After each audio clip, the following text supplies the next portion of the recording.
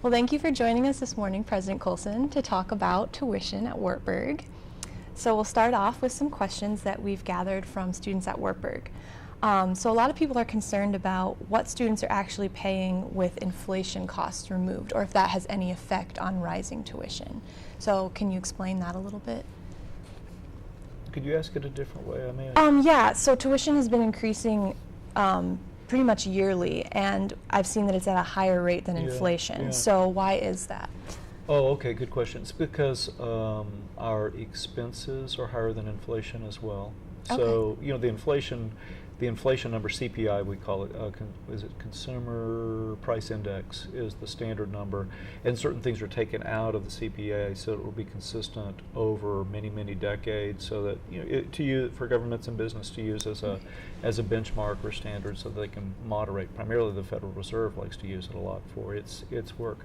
But when you look at the college, college's finances, we have some major cost items that increase every year, the largest of which is financial aid. And so just as tuition rises faster than the inflation rate, the CPI rate, so too does the financial aid that we give to students. So both of those all move in lockstep. Okay. So I know financial aid is probably the biggest chunk that tuition goes toward. Right. So I know you've probably been asked this before, but if tuition keeps rising, then financial aid keeps rising. So is it kind of like a circle? If we stopped raising tuition, then we wouldn't have to keep providing more financial aid, or is that not really how that works? Well, it doesn't really work that way, because in the college stream, we would have 4 classes: first years, second years, third years, fourth years. And so what happens at Wartburg, as with 99.9% of other colleges, is that when we're building a first-year class, what we're trying to do is create financial aid packages that actually will help the incoming students, both match the incoming students' need and merit, and will be built in such a way that it enables, each of those packages will enable the incoming students to graduate on time in 4 years. So that's what we're trying to think about. So we're projecting out for 4 years' time. So if we were just to freeze in 1 year, what would happen is that the commitments we had made to, say, a first-year student, we couldn't fulfill in the next year. Right. And that's the issue for us, is that it's a stream of 4 years of students. So freezing in 1 year means that we have to go back to a student, a first year, or second year, or third year, and say, hey, we made a commitment to you, but we're not going to be able to keep it. So freezing tuition would mean freezing financial aid, but we've already promised students that we're going to give them a certain level of financial aid. Okay. So when students come in, though, they have their guaranteed financial aid package, and that stays with them for their 4 years. Exactly. So when tuition keeps increasing, then does that kind of devalue what they had received, or it's not covering as much of their tuition? Yeah, I mean, that's a good question, Kristin, and it seems that way, but to go back to what I was trying to say earlier, and this is hard when you're a student and you're making month-to-month bills, or your parents are making month-to-month bills, it's hard to imagine that the way we're calculating over a 4-year period. So what we're doing is building a financial aid package it would be, to take your example, it would have been yours or any student, in the spring or late winter of your high school senior year. We built a financial aid package that we thought would help you graduate in 4 years. We knew that your tuition price would rise in the 3-year, in your sophomore year, junior year, senior year. I'm supposed to say second year, third year, fourth year. We knew that tuition would rise then, but we tried to build a package that would enable you to graduate in 4 years. You'll still feel that cost increase in each of those years, but what we were aiming for is a package that would enable you to graduate in 4 years, even though college is expensive, and I concede that point.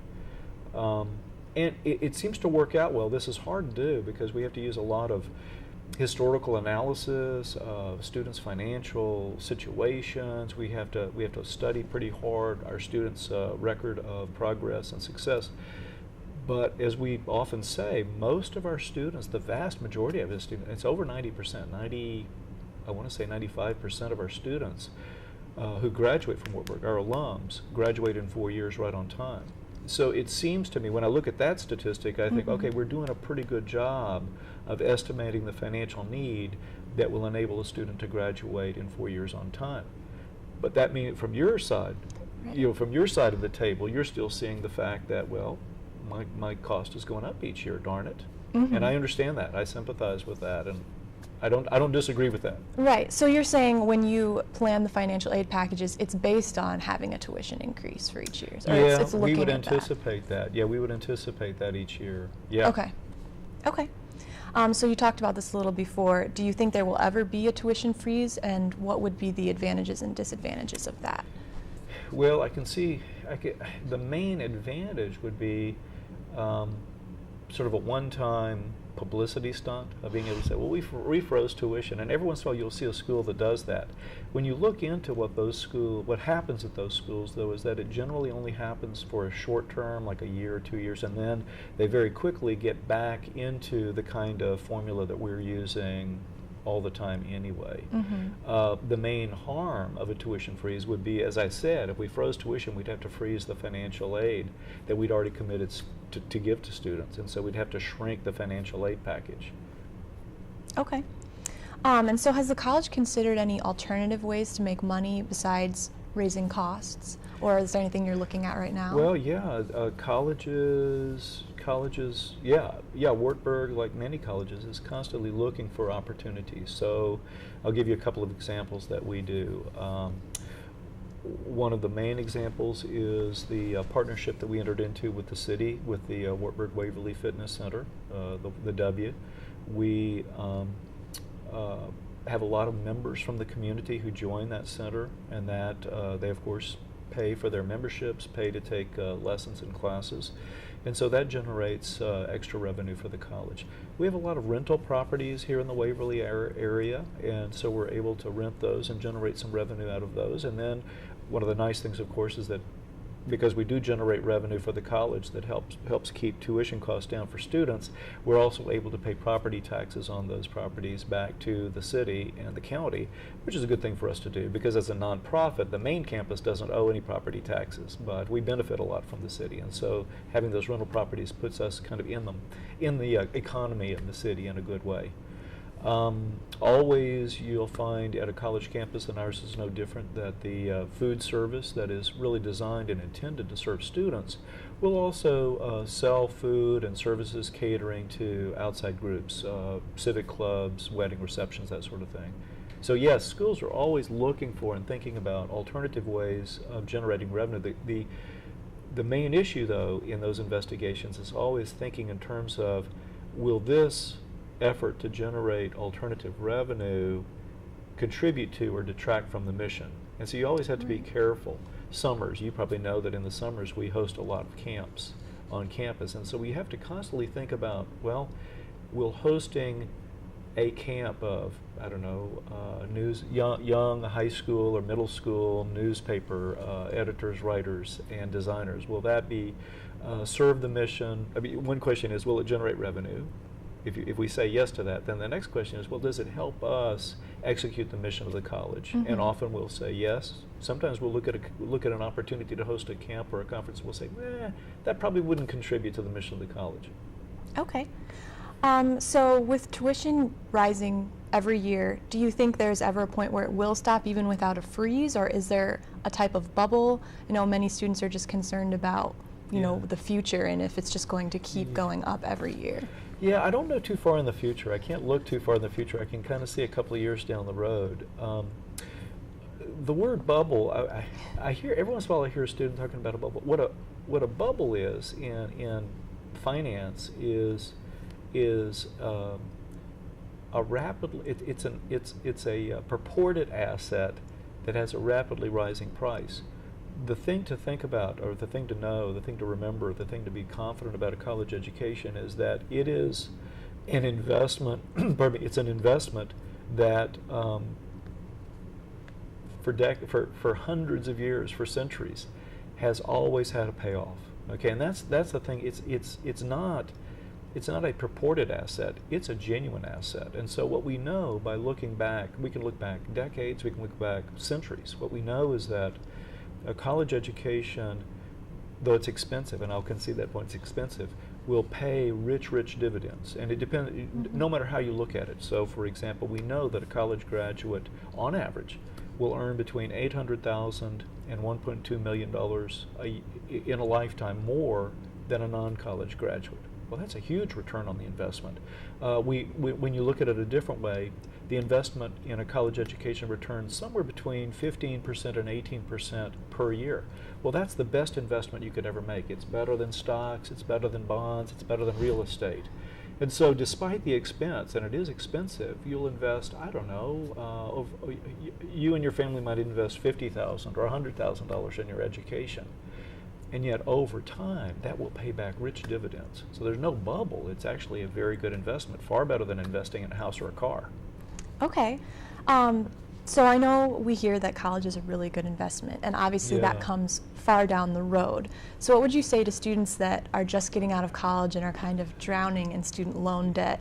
You know, where is the light at the end of the tunnel for them? And do you think even in this job market that they'll eventually get those rewards from college? Yes, absolutely. Yeah, I absolutely do think that.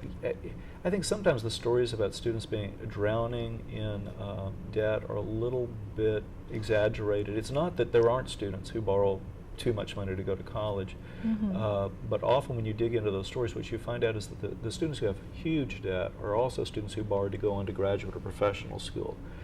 The average indebtedness for a student who borrows money to go to Wartburg is about $35,000 a year. That's about what you would owe on an automobile. So I guess I would say, I'd concede the point. Yep, it's a debt. It's a debt that you owe. It's an obligation you have as a graduate of college, but it can be managed. One can stretch those payments out far, far longer than one can a car payment, for example. Right. The government also has some programs, the federal government has some programs around the federal loan program that allow one to peg the payback on the student debt to one's income. So even if one is earning low income, one can pay back a percentage of income rather than a fixed fee. For what it's worth, my son, who graduated from college well over 10 years ago, is still paying back student loans. My daughter is still paying back student loans, and she graduated 12 or 14 years ago. I was surprised to learn just a couple of years ago that President Obama and Michelle Obama were still paying off student loans either when he was elected to the Senate or elected to the presidency. So these are debts that can be managed. So I don't want people to feel overwhelmed. I want people to understand that there are ways to manage debt, and over time the burden of the debt will shrink. Okay. So here I want to talk a little bit about the budget and how it's broken down. Yeah. And I have the PowerPoint here that you talked to Student Senate about. Okay. And I saw in there that it has us kind of breaking even for the budget as far as revenues and expenses. So do we ever go over the budget? And if we are like in debt, what things are we still paying off, or what is that debt going to? Oh, okay. Because we're not for profit, we don't generate profit. Okay. Right. And so every dollar, there may be years when we have more revenue than we do expenses. So we'd have a little bit of a surplus, but we don't have stockholders to distribute that surplus to. We don't have an owner who gets to take that profit and spend it. What we do is reinvest that into the college. And so that's why you'll see that there's always a balance. Even when there's a surplus, that surplus is put right back into facilities or financial aid. And sometimes it could be true that we would miss our guess or our projection, and we might have larger expenses than we do revenues, and there we have some cushion, we have some flexibility. We can go into a fund and borrow from ourselves for a while to get through an imbalanced year. And I've forgotten your second question. Oh, just I was asking if we do have debts, debt. like Yes, what are we do. still paying off? That's a good question. Yeah, we do. Like many colleges, we have borrowed money in order to invest in the college. In the early part of the 2000s, when interest rates were very low and it was advantageous to borrow money, we borrowed a substantial amount of money, a little bit over, I would say, $80 million at different moments, not all at once, but at different moments, to improve and remodel and expand the Science Center, to improve and remodel and expand the student center, to pay for some technology, to build the W along with in that partnership with the city. So we've borrowed substantial amounts of money on the bond market, and we would owe those payments back. And so there's a payment schedule that stretches out to the 2030s, normal 30-year loans, very much like one would borrow for a house. Okay. And so I looked over kind of the different areas that are expenses and revenues, and they just have some names that I think maybe students don't really know what that means. Sure. So I'm just wanting you to explain these. Auxiliary expenses, what exactly would that be? In higher education, we try to separate out the direct instructional expenses from the auxiliary expenses. And it's an accounting tool more than it is anything else. In the normal budgeting process, it probably, I don't know, we don't think about it as often on a day-to-day basis, but for accounting purposes, there's the money that we spend directly on instruction. So that would be faculty salaries, that would be the equipment in this room here in the studio. And then there are auxiliary expenses. Those would be monies that aren't instructional, but they are supportive of the instructional effort. So it'd be what we spend to staff the Wartburg store, what we spend to staff the food service operation, the Mensa and the Den and so on. What might be some others? What we spend, trying to think of some other big examples. Perhaps what we spend on residence halls, but I'm not sure about that. Yes, it would be. In fact, it is what we spend to maintain the residence halls. Those are examples. So they're auxiliaries because they aren't direct instruction, but they support the instructional operation. Okay. And can you explain a little bit what endowment income is for the school? Yeah, we have, like many colleges, we have an endowment, which is basically money that has been given to us as gifts and invested, and it will stay in perpetuity in investments. The earnings that money generates, we spend on the operations of the college. Often endowment is restricted for a particular purpose. So, for example, we just received in October that wonderful gift, the largest gift in the college's history, the $2.1 million gift to create the distinguished endowed chair in Lutheran Heritage and Mission that the McCoy family gave to us. That money, that $2.1 million, will be invested in the endowment, and the earnings from that investment will pay strictly for that project. It will pay for salaries and expenses associated with that faculty member in that chair.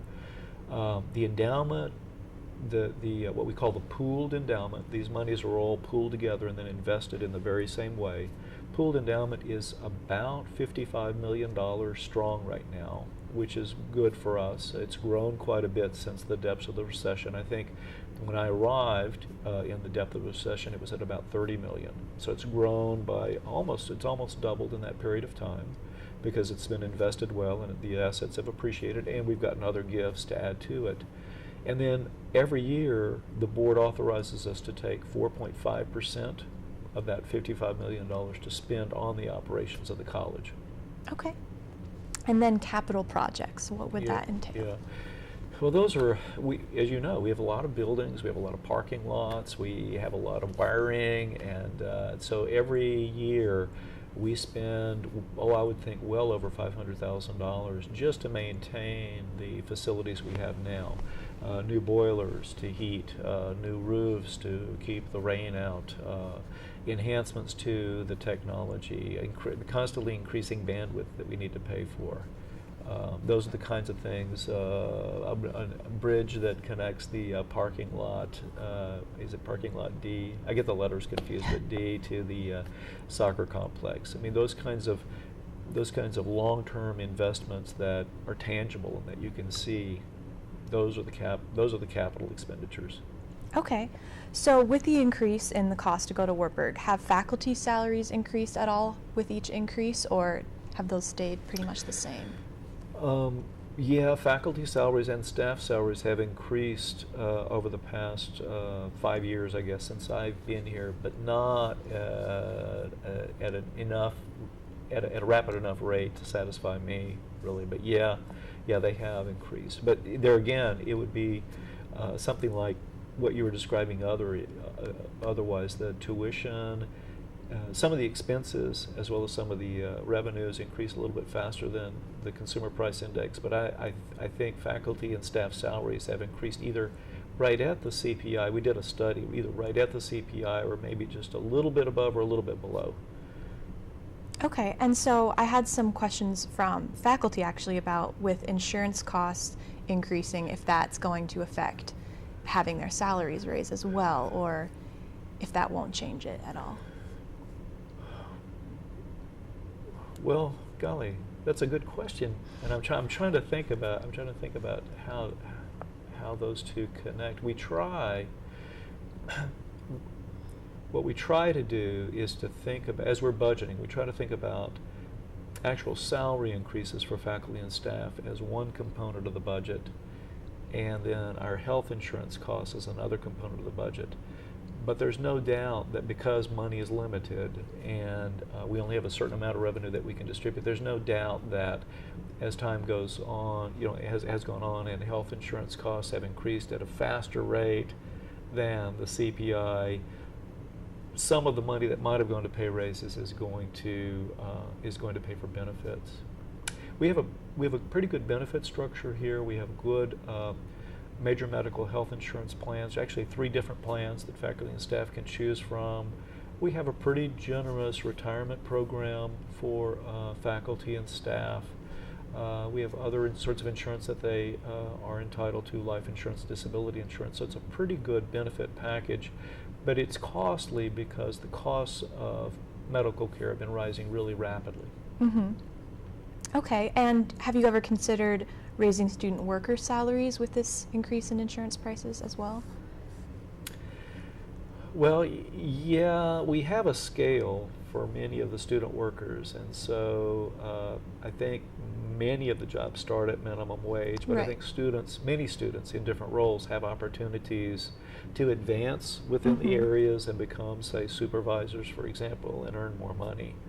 So I'm not sure if that answers your question, but we do think about that student salary scale and try to make sure that there are opportunities for students to progress where it's reasonable and appropriate. Okay, but you don't think like starting salaries will ever really go above minimum wage for student workers? Well, that's a good question, and I don't know, Kristin. One of the things I had a kind of a conversation about this with some folks. I think it's now 2 years ago, and we were trying to think through the question: what if we were to start student wages at higher than minimum wage? What would that result in? Well, it might result in our having fewer jobs on campus for students, and we were worried about that. We were worried about doing that. We were worried that because there's a certain amount, as you know, there's a certain amount of revenue that comes in based on tuition, fees, room, board, endowment income, gift income, and auxiliary income. A certain amount of revenue that comes in.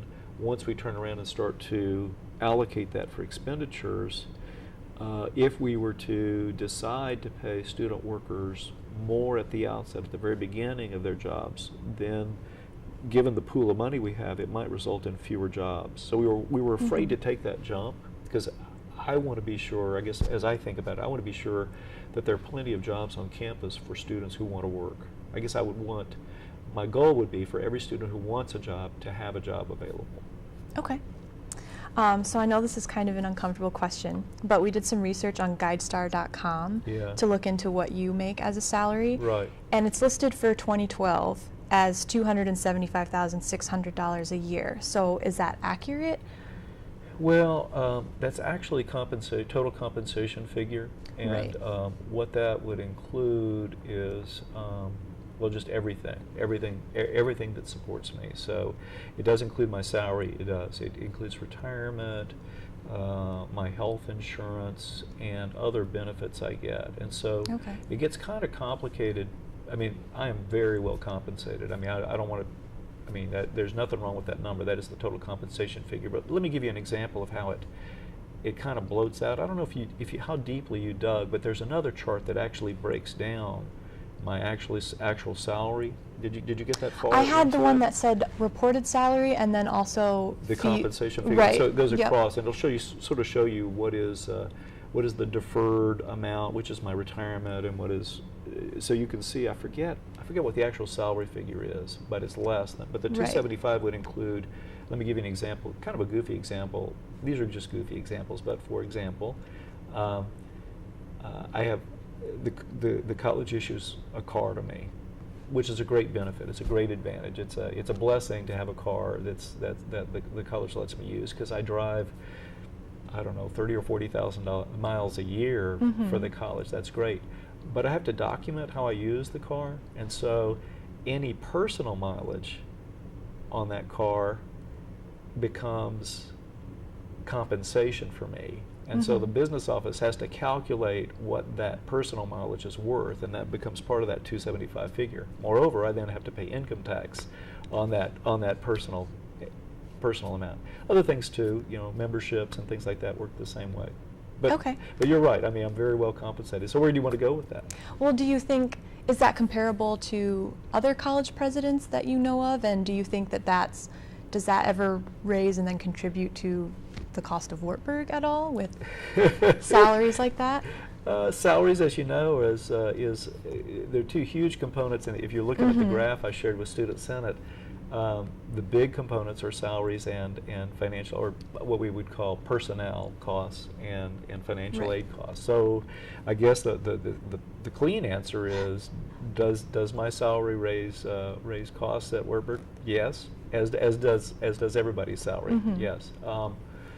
As far as the comparison issues, we have a number of benchmark schools that we look at every year when we're budgeting. We have a list of about 15 schools that we think of as benchmark schools. It doesn't mean necessarily that they're exactly like Wartburg, but they're similar in terms of numbers of students, numbers of employees, size of endowment, and I think there's one other characteristic that they share with us. But we try to look at those and see, well, are we on par with them? Because if we ever were to get way out of range, either on expenditures or on tuition costs or on salary costs, we'd want to know about that, because that would cause us to look more carefully at our own operation. But my salary is pretty much in the middle. It's right around the mean or the median in those benchmarks. Okay. So you just talked about having benchmark schools. Yeah. Do you think Wartburg is more expensive than those benchmark schools with tuition and cost to come here, or who are we kind of basing that off of? Well, what I'm proudest of is we're comparable to our benchmark schools in terms of all the posted prices, what would be price for tuition or fees or room or board. We're comparable to those benchmark schools, and actually we've sort of occupied the same level with respect to those schools for many, many years. What I'm really proud of, though, is that our net cost figure is lower than most of those schools. And so if you would do some research and go to, say, the College Navigator website, which is basically, it's kind of a popular version of the data that we give to the federal government, you'll see there's a net price figure to students. Actually, there's even a shorter version, the President's Scorecard, President Obama's scorecard, which is on the White House website. What you'll see is that our net price to students is actually lower than most of the schools here in the area. I mean, if you just were to pick some 5 private schools in Iowa, and just look at the net price for a student, you would find that ours is right on par and usually lower. Okay, and we had a student actually ask about that, saying how there's obviously a large difference between what we call the sticker price of tuition and then what most students actually pay. Yeah. And then he questioned if that was for the purpose of tax write-offs at all.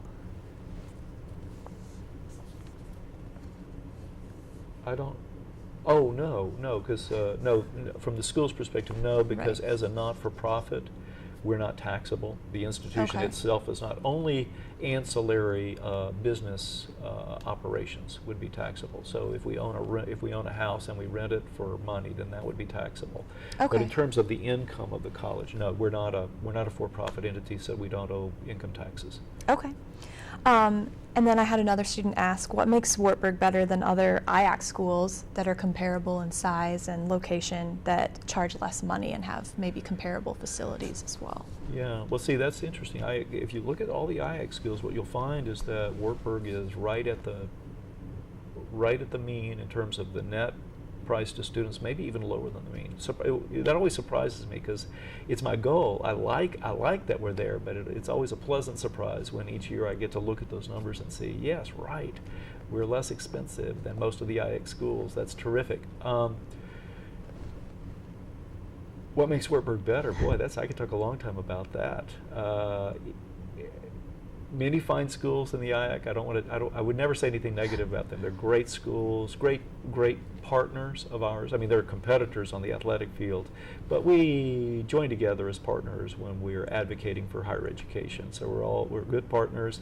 The presidents of those other institutions are good colleagues of mine. But Wartburg, I think, is animated by a mission and a universal pursuit of mission here at the college that really helps us stand outside. I think there's no better place, really, I've never been in a better place, that offers students the full opportunity to discover who they're meant to be and then to help them unleash the potential that's within them to pursue that dream. It goes back to the Lutheran heritage. It goes back to this confidence we have as Wartburg, built on this faith tradition that we benefit from.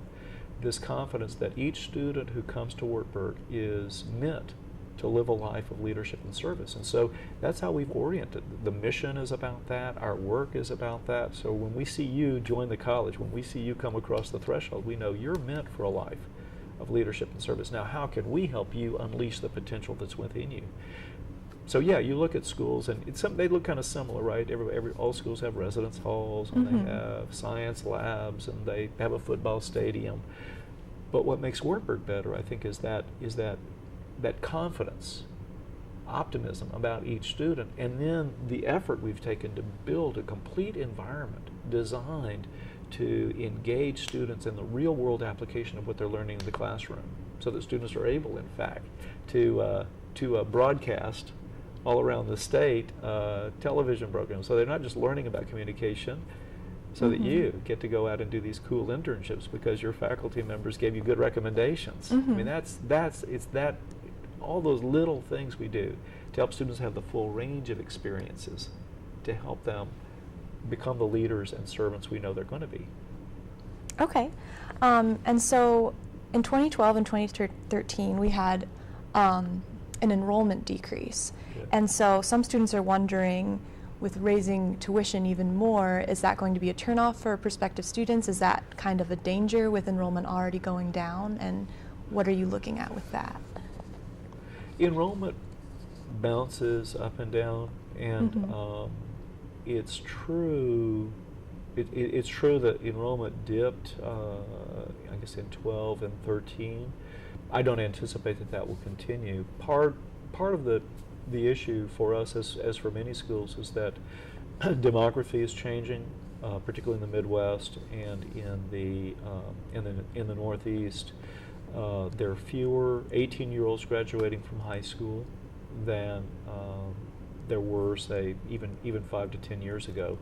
And so there's going to be more competition among schools to attract students. So it just means, what it means really, I guess the point really here, the lesson for me, is that we just have to become more articulate about explaining exactly what we were talking about a moment ago. What does make a Wartburg a better place for a student to come and live for 4 years, learn for 4 years, and develop those skills and capacities that she needs to succeed? Okay. And so, again, some students were questioning, with a rise in tuition, will any current students see benefits of this money, or is it something that would be used, long down the road? That's interesting, because they will see the benefits, but they won't know it. I guess that's the sad truth. That is, they'll see the benefits because we're going to fulfill our obligations to students to meet the commitment we made to them when they were high school seniors with regard to financial aid. So we're going to fulfill that commitment. students will see it in a tangible way, but they may not realize that they're seeing it. They will see the fact that their faculty and staff get to stay here and continue to serve them because we're able to pay the health insurance premium for those faculty and staff. They won't have to leave the college to go find a place where they can purchase health insurance.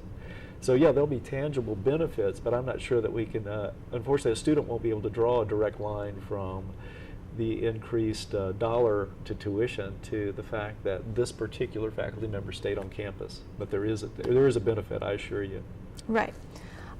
So I know you talked about this a little bit with Student Senate. What improvements are kind of up and coming? Because I know many people are concerned about freshman dorms and handicap accessibility in some of the dorms. Yeah. Is that something that you're looking to spend some of this tuition increase on?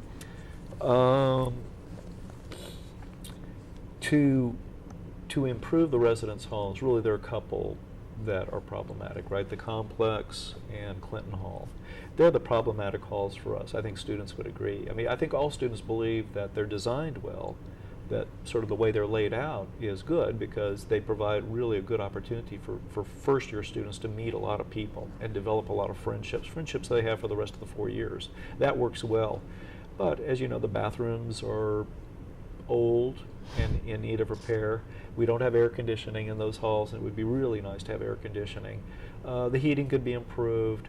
The layout could be improved. Not changed, but improved. So, unfortunately, those are also big projects. The needs there are big, so we're talking multiple millions of dollars. I think we've pegged Clinton Hall at about $8 million, and I think the Complex at a little bit more, maybe $10 million for a complete rehab. So no, we're not going to charge students increased tuition to do that. What we're doing is engaging in a comprehensive campaign. We're raising money, gift money, from many people around the country, alums and friends of the college. And one of the projects in this is, one of the goals is to raise money to refurbish completely Clinton Hall.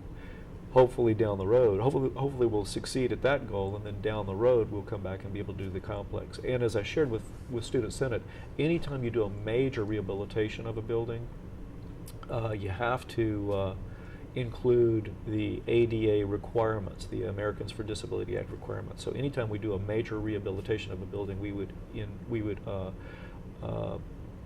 insert or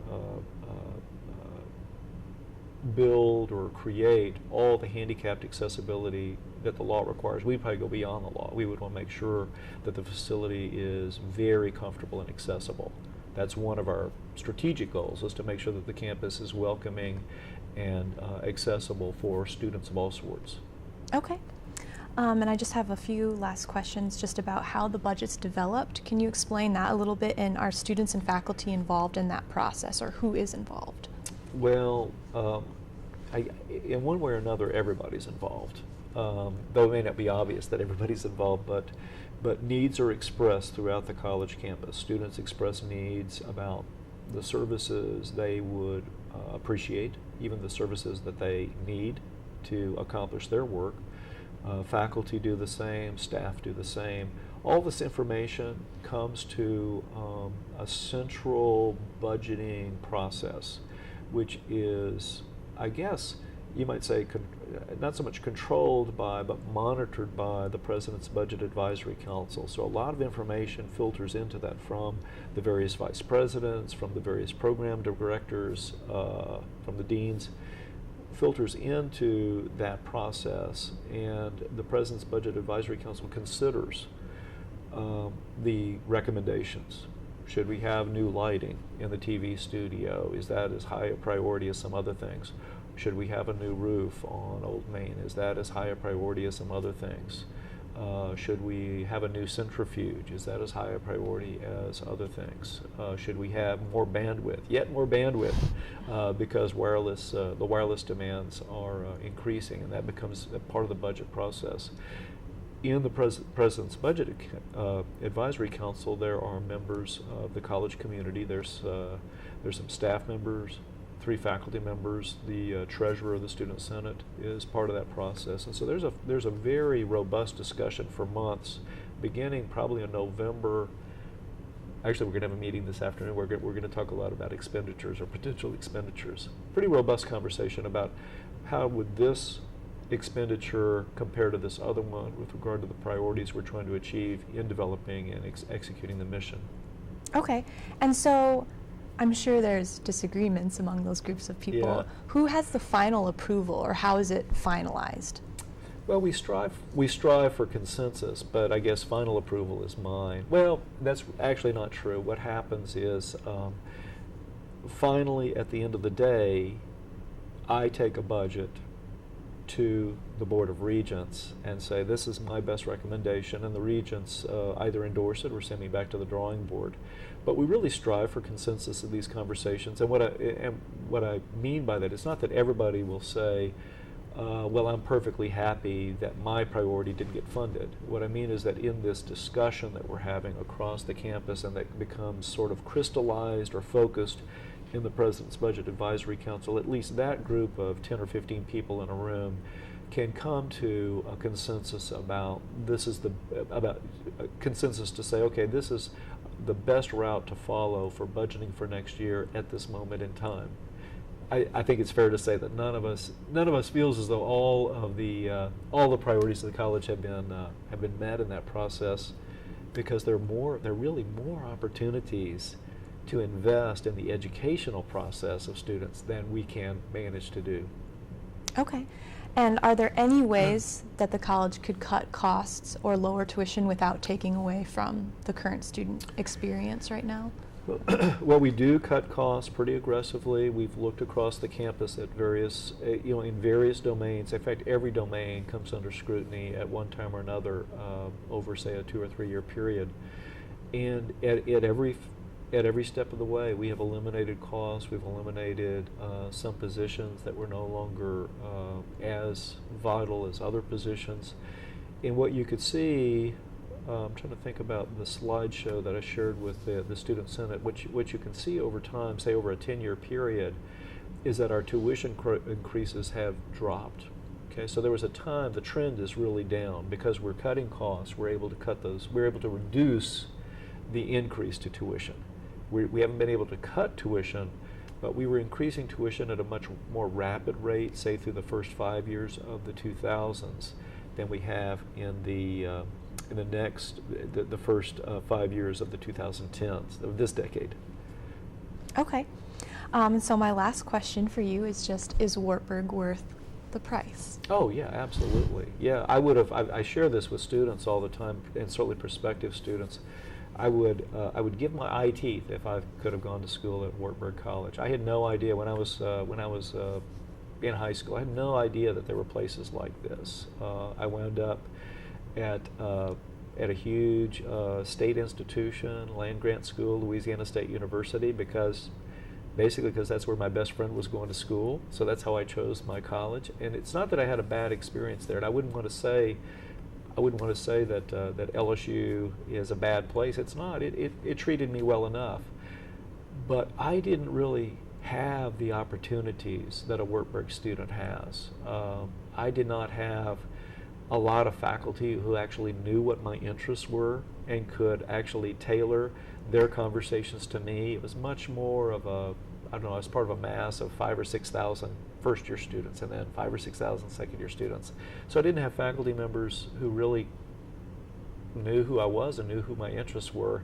I did not, by any means, have the kinds of opportunities to engage in co-curricular activity. In fact, I kind of tell the seniors every year I had one co-curricular activity, and it was the only one I knew about. And if I'd been at Wartburg, I would have realized I could have done student media. I could have done student senate. I could have played a sport. I liked sports when I was in high school, but when I went to this big state university, it just wasn't even an option. And I didn't know there were places like Wartburg where I could have really learned so much with that hands-on activity that is so much a part of the Wartburg experience. Oh yeah, it's worth it. It's worth twice what students spend on it. It's a wonderful experience. And I also try to share this message with people I talk to about the college. What I see when I'm out and about, and I'm blessed in this way because I get to spend a lot of time with our alums, with people who've graduated from the college, and what I see when I go out and spend time with them is that they've lived wonderful lives.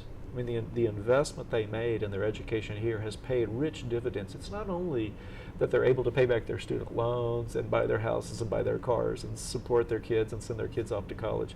It's that they have developed here both the skills and the disposition to be real leaders and servants in their neighborhoods, in their communities, in their churches, in their places of work. Yeah, it's worth it. Okay. Well, thank you for joining me again today. It was really informative, and I think it'll help a lot of students understand the tuition and the budget process a lot more. Well, it's my pleasure, Kristin. It really is. And I'm always happy to talk to students really about any topic they want to talk about. And I hope students understand that I'm open, invite me to I mean, the Student Senate invites me to meetings, I'm glad to come, but I would come to editorial board meetings, I would come to residence halls. I like to talk to students about whatever's on their mind. I can't always solve the problems that they have, but I can understand a little bit more. Some problems I can solve. Some problems I know who can solve them, and I can send the student to the right place. Some problems are just problems that we'll have to work on together and maybe sympathize with each other about. I could share some of my problems too. Maybe we could have a two-way conversation. Okay. But thanks for the opportunity. I appreciate it. And thanks for your work on the trumpet. Yeah. And thanks for WTV for making this recording or broadcast or whatever it is possible. Yep. Thank you again.